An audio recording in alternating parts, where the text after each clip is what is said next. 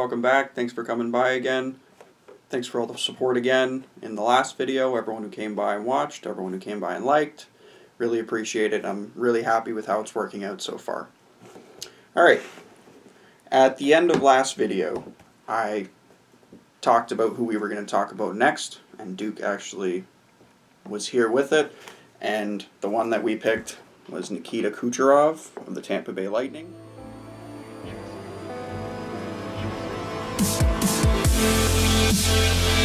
He was okay. It's good!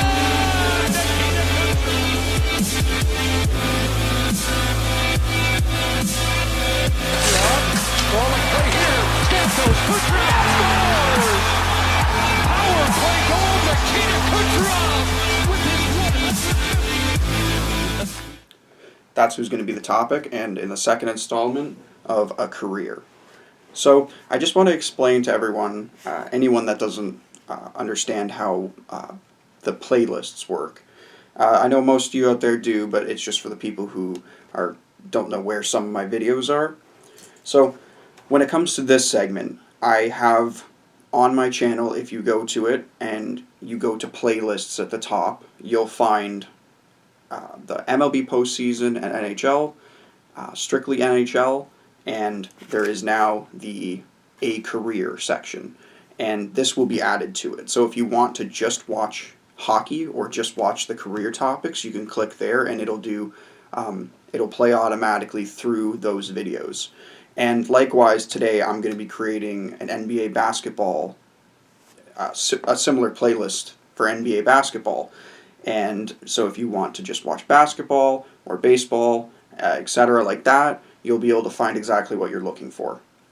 And anyone that isn't subscribed or doesn't know how to do the bell, you just go to the channel, click subscribe, and click the little bell, and click all. And then you'll get all of my notifications for every video that I post.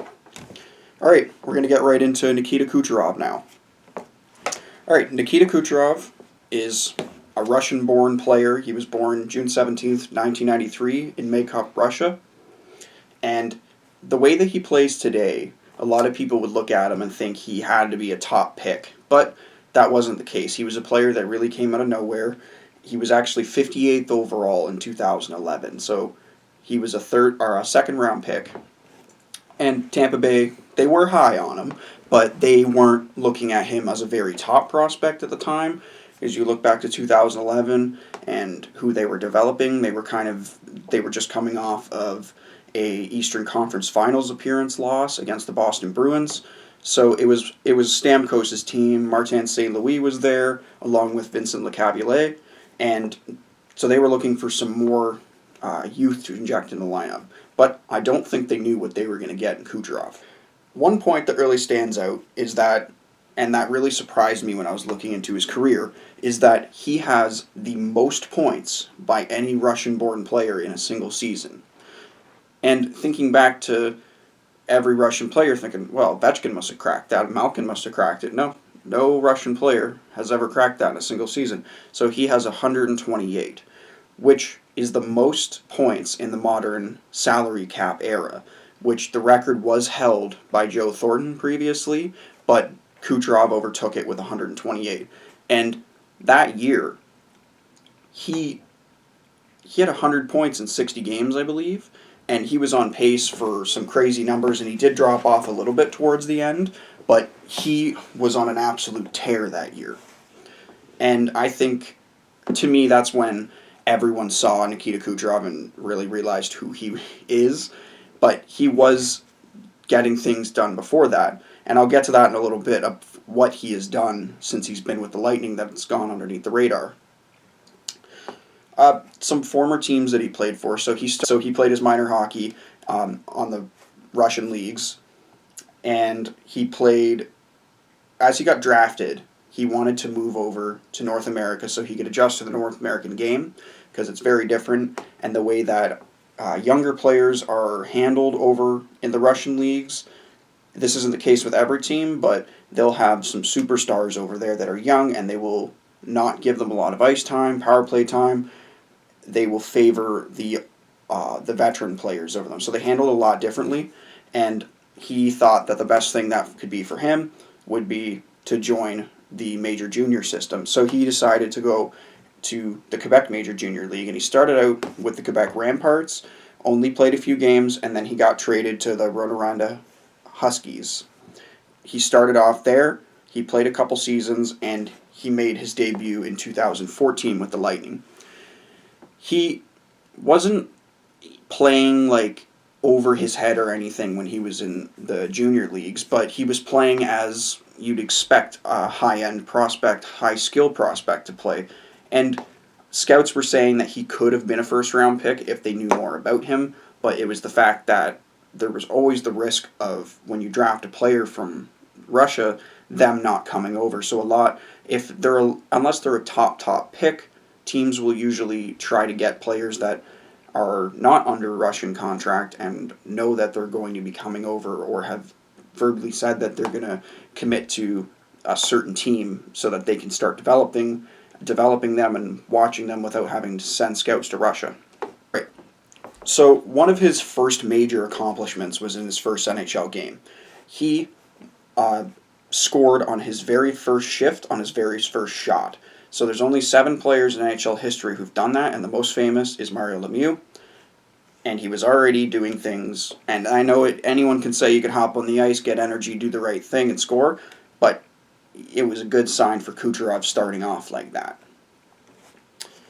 And so he has, like I said, we will get to what he's accomplished with the Tampa Bay Lightning, franchise-wise, but we're going to talk about what his earliest hurdles were and accomplishments.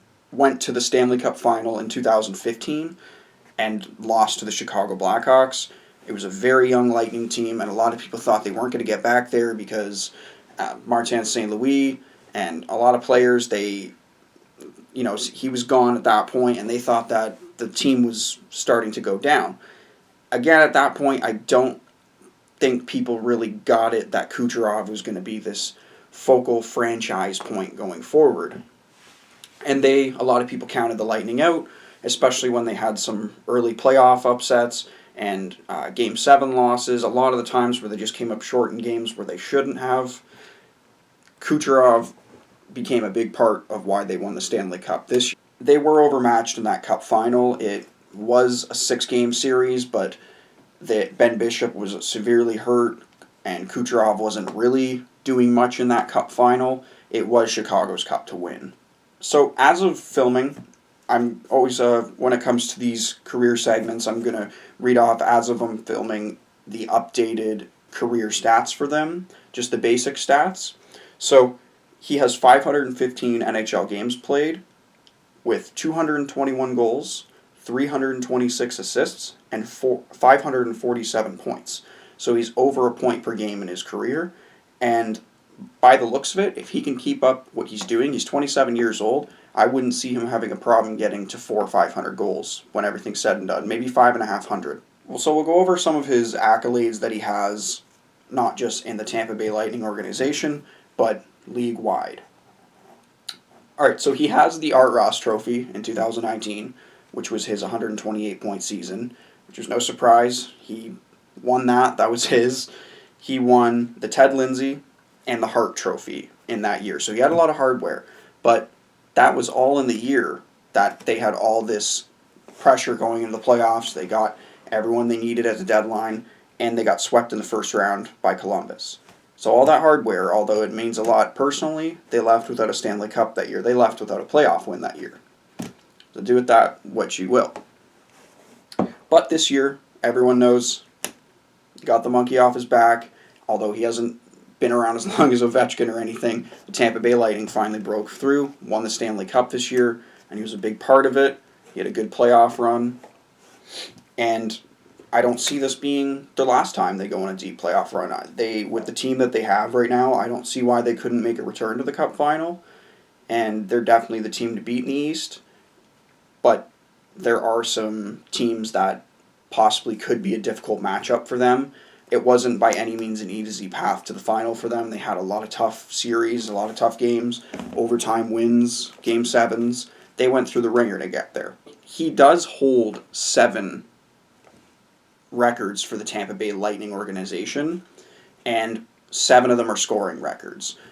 I know that the Tampa Bay Lightning aren't the oldest organization and franchise in the league, but him coming in and only being in the league since 2014, he has established himself as a leader in a lot of goal scoring and assist categories and playoff scoring. He has 7 of those already, and he's already topping some pretty big names on that list, and I wouldn't be surprised if he is top of every Tampa Bay Lightning major scoring record, but when everything's said and done. The only person I could see maybe having a chance at competing with him is Braden Point. I don't think Steven Stamkos is as dynamic as he is when it comes to like passing and being an X factor, but we're going to get into one of his drawbacks.